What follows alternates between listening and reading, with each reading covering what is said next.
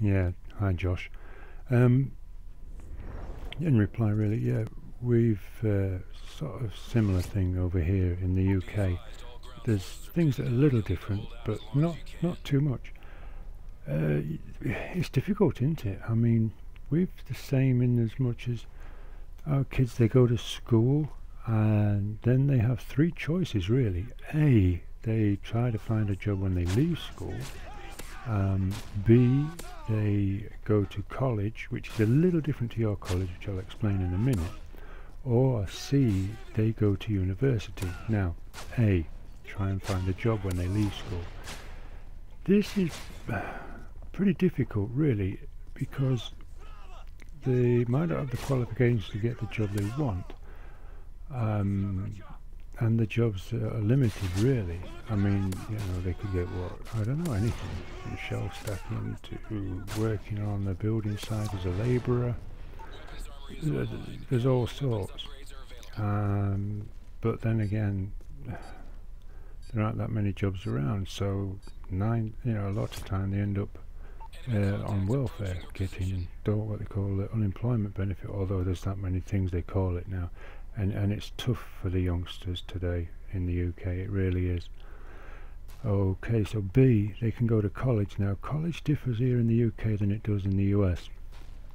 College here, they can go and do what they call courses like, I don't know, bricklaying, hairstyling, hairdressing, things like that. Now, I don't mean here's a pile of bricks and some mortar, I'm going to show you how to build a wall, or here's a model, I'm going to show you how to cut some hair. It's not just that. There is obviously coursework, there's studies and the written stuff, but mainly, they show you how to work with bricks, building stuff like that, and obviously hairdressing, styling and things like that, which, I mean, why not? Is hands-on a better way to go? Maybe plumbing, things like that. I don't know. Maybe it is. Now, the third option, university. Now, university. Obviously, to start down that road and go to university, you have to have the right grades at school. The A levels and things like that. If you do, and you want to go and get what we call a degree, it's tough. It's a tough road to travel. It is, because obviously you'll need money. Now, if you're not fortunate enough, oops, missed the dog there. Try a second attempt. If you're not fortunate enough to come from a family who has some money, quite a bit of money, then obviously you have to get a grant, or a loan from a bank, or a government grant similar to yourselves. But where the government grant differs to yours is they don't have to pay it back within 6 months. No, they have some time to pay it back. If they're not working when they finish their course at the university, their degree, then that's fine, they don't have to pay it back. And as long as they don't earn more than £21,000, £21,000 is roughly just short of $40,000. If they don't earn that £21,000, then again they don't have to start paying it back. Once they go above that 21,000, then they have to pay the loan back, or a percentage of that loan back. I believe at the minute it's something like the rate of inflation plus 3%, something like that. If it's 21 to 41,000 pounds, I'm not sure what 41,000 pounds is. It's quite a lot. It's something like $60 something, $65,000, something like that, maybe a bit more. But anyway, if a student, for instance, starting a university course now, in September this year, for instance, and they don't have to start paying back their student loan until April 2016. Again, only if they earn more than £21,000, and they start paying that back in the April of 2016. They pay something like, I think, say they earn, say, £25,000 okay, and once they leave the university, they're about £4,000 above the 21,000 threshold. Now they have to pay back 9% of that 4,000, which is something like £360. So 360, that's a month, obviously. So £360, I'm not sure, it's something like, I don't know, about $500, something like that. And they have to pay that back a month.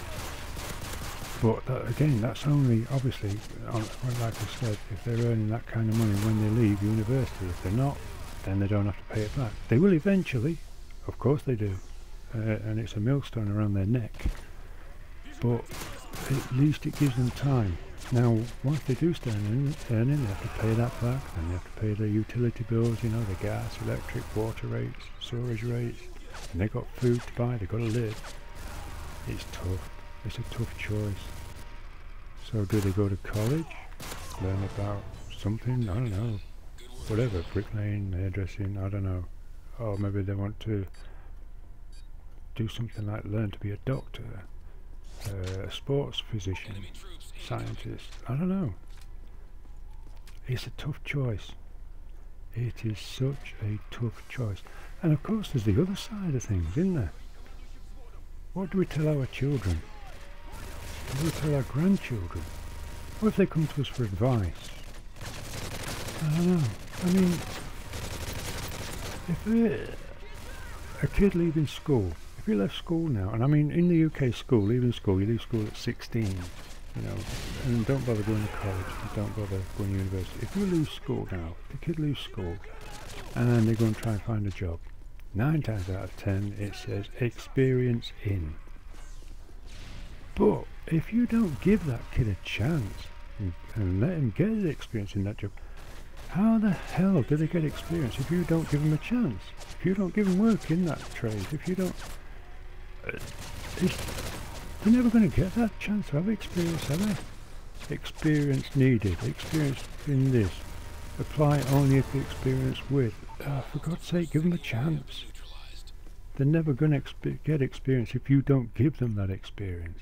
I had the same when I left school in the 70s. Just, I don't know, give them a chance, people. Give the kids a chance, otherwise they're never going to get a job. Some of them are never going to get a job, I beg your pardon. But anyway, yeah, getting back to what I said, our children and grandchildren, what do we say to them? Do we say anything? I don't know. It's tough, isn't it? It's tough. I remember my son, I mean fortunately my children, my son and 3 daughters have all got jobs, top jobs and really solid work. I did a stupid thing here. I let myself get shot. Look at that. How silly was that? And then I shoot them with a pistol. Yep, way to go. Anyway, yeah, I remember my son. He came to me when he left school. He says, "Dad, I don't know what to do. Should I joining up? Should I do what you did?" And I said, "Yes, son. Join the Air Force." I joined the Royal Air Force. I spent 12 years in that. 12 wonderful years. Had some wonderful friends. It was well paid. I had lots of money, lots of friends. I travelled Europe. I went to Belgium, France, travelled through France. I went to Germany. I went to Norway, Denmark. Beautiful. Oh, Holland, what a beautiful country. Wonderful people. And I said, "Yes, son, go for it." What if my grandson came to me and said, "What should I do? I'm thinking of joining. Shall I join the..." I would say, not a join the army? Yeah. Go and get shot. Not on your Nelly. Not a chance. It's tough, isn't it? It really is. So, yeah. College, university or not? I don't know. It's a tough call. Really is. Choices of the children have got today. Not as good as it used to be. It's a tough one. It really is. It's a tough world out there, but we all get through it. We always do. Well, that's my views on it, for what they're worth. Until then, yeah. Happy gaming, everybody. Take care, and good luck to you all. Bye-bye. Bye.